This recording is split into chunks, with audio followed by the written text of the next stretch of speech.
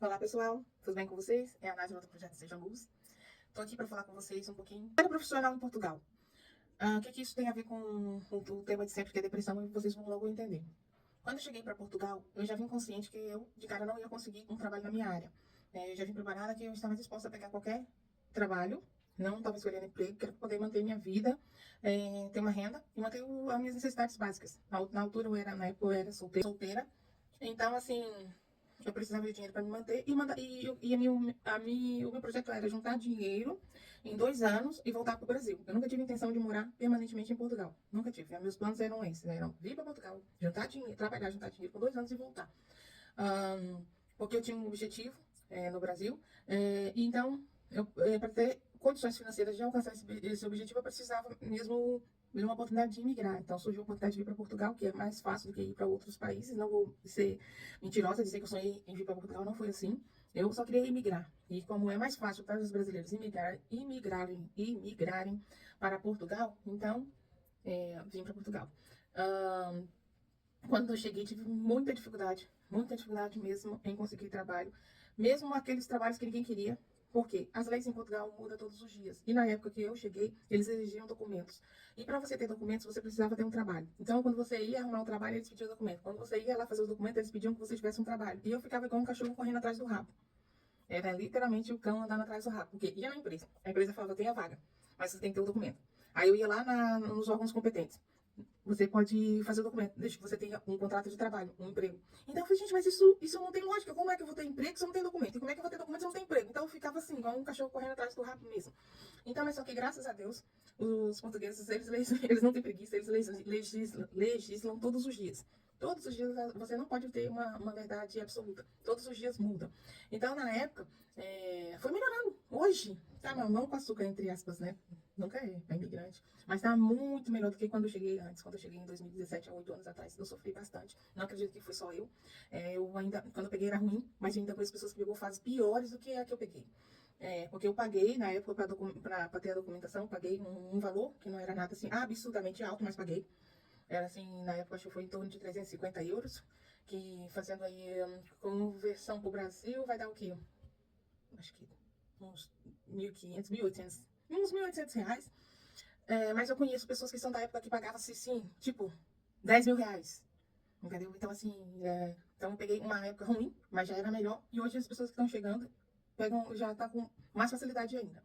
E aquela história, eles são, tem muito trabalho, é fácil, é só chegar e trabalhar. Não é assim que funciona. Pelo menos agora deve estar mais fácil, mas antes não era assim. Eu fiquei 3 meses desempregada mesmo, sem nada, e desmotivada e querendo ir embora pro Brasil, porque eu não conseguia manter meu dinheiro, minhas reservas que eu tinha trazido já tinha acabado, e eu não conseguia me manter. Aí depois Deus preparou tudo, eu consegui um trabalho que não era o ideal, mas era o que tinha. E então eu não desisti, fui trabalhar num lar de idosos, que é um trabalho para quem trabalha ou quem já passou ou já trabalhou, é um trabalho bastante pesado. E o lar que eu trabalhava era um lar pequeno, então lá eu cuidava tanto, eu era auxiliar de geriatria, desde fazer a higiene dos utentes, até ir para a cozinha, lavar louça e descascar legumes. Então, assim, eu fazia, não só eu, todos nós fazíamos de tudo um pouco. Era do limpar o chão até ir na cozinha ajudar a fazer a comida e cuidar dos utentes. E era um trabalho bastante pesado. Então, assim, mas graças a esse trabalho, eu consegui, finalmente deu o documento. Então, assim, nem tudo foi mal. Aí depois as coisas foram aparecendo outras oportunidades. Eu fui experimentando para ver se eu me identificava com alguma coisa, mas eu queria mesmo era trabalhar na minha área. Qual que era a minha área? Minha área, para quem me conhece no Brasil, era a área comercial, atendimento ao público. Só que as empresas aqui não me davam oportunidade, primeiro, porque por causa da idade. Eles davam preferência a pessoas mais jovens. E segundo motivo, era porque a minha experiência que eu tinha nessa área era só do Brasil. Então, eles tinham meio que receio de eu não conseguir me adequar aqui, até porque a língua portuguesa, apesar de ser português, tem sotaques diferentes. Então, também tinha esse receio. Então, o que aconteceu? Eu desisti de correr atrás dessa oportunidade. Então, fui trabalhar com subempregos mesmo. Trabalhei em padaria, trabalhei em muitas fábricas, trabalhei em trabalhos bastante pesados. Já cheguei a trabalhar na roça, né, na agricultura. E eu acho que para mim foi um dos piores, porque quando eu trabalhei na agricultura, eu trabalhei 2 semanas. Trabalhei uma semana Não, trabalhei 2 semanas, perdão. Trabalhei 2 semanas na agricultura e fiquei mais 2 semanas sem conseguir andar, porque minha coluna travou, porque tinha que ficar o tempo todo abaixada. Então, assim, como eu nunca tinha trabalhado, eu nem sabia o que era uma roça, gente, assim, para trabalhar mesmo no campo, nunca, porque eu fui criada na cidade. Então, eu sofri bastante, muito, muito, muito. Acho que não sou eu, muita gente que vem e migra sozinho, como é o meu caso, e não conhece ninguém, e vem com a cara e a coragem, sofre bastante no começo, mas graças a Deus passou. Mas desde então eu permaneci, continuei trabalhando fora da minha área, com o que aparecia. Então, em 2 anos atrás, eu estive desempregada, por um breve momento, não foi muito tempo, mas estive desempregada. Ah, Era assim, final de pandemia, e eu estava desempregada e comecei a mandar currículo.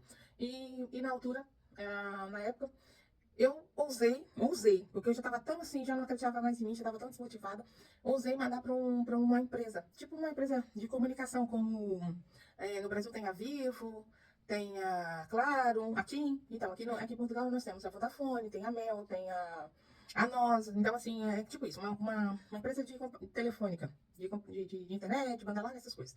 Então, eu ousei mandar um currículo. E fui chamada, para minha surpresa, porque eu mandei por mandar. Porque eu já não acreditava que depois de tantas tentativas eu pudesse ser chamada, e fui. E fui fazer a entrevista, mas só que a primeira entrevista foi online. Então, daí, ó, gente, online funciona as coisas também, tá? Então, eu fiz a entrevista online, só que o que aconteceu? Eu passei. Eu achei que eu não ia passar. E eu passei e fiquei assim, muito surpresa, porque eu tava me sentindo tão inferiorizada. A vida já tinha me maltratado tanto que eu já nem tava mais acreditando numa pessoa que era tão confiante igual eu era antes. Eu não tava nem acreditando mais que eu tinha potencial e que eu era capaz. Aí eu passei para a segunda fase. E na segunda fase, a entrevista ia ser presencial. E aí o que aconteceu? Eu me sabotei. Por que eu me sabotei? Porque eu olhava pro espelho e falava: não vou. Eles não vão gostar de mim porque eu sou gorda. Não vou. Porque eles não vão gostar de mim porque eu sou morena escura. Eu não vou, porque eles não vão gostar de mim por causa do meu cabelo. Eu não vou, porque eles não vão gostar de mim por causa do meu nariz. Eu não vou, porque eles não vão gostar de mim porque eu sou brasileira.